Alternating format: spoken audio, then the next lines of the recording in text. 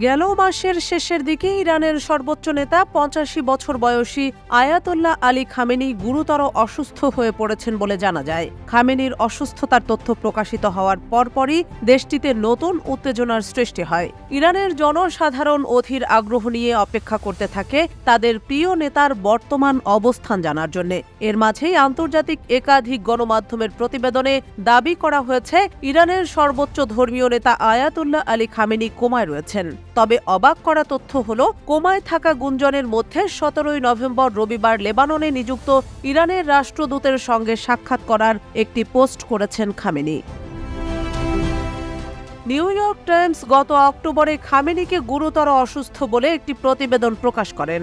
Ayatollah Ali খামেনির অসুস্থতার সংবাদ এমন এক সময়ে প্রকাশিত হয় যার মাত্র একদিন আগে ইসরায়েল ইরানে হামলা চালায়। এরপর বেশ কিছু মিডিয়া নিউ ইয়র্ক টাইমসের সাথে তাল মিলিয়ে দাবি করে খামেনি বর্তমানে কোমায় রয়েছেন, যে কারণে তিনি ৫৫ বছর বয়সী ছেলে মুস্তফা খামেনিকে একটি গোপন বৈঠকে তার উত্তরসূরি হিসেবে মনোনীত করেছেন।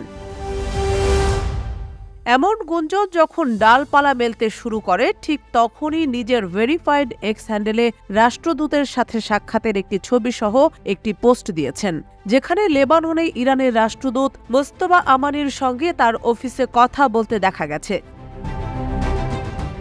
পোস্টের ক্যাপশনে তিনি লিখেছেন, ইসলামী বিপ্লবের নেতা আয়াতুল্লাহ খামেনি দুপুরে লেবাননে ইসলামী প্রজাতন্ত্র ইরানের প্রবীণ রাষ্ট্রদূত জনাব মোস্তফা আমানির সাথে তার প্রতিদিনের বৈঠকের ফাঁকে দেখা ও কথা বলেছেন।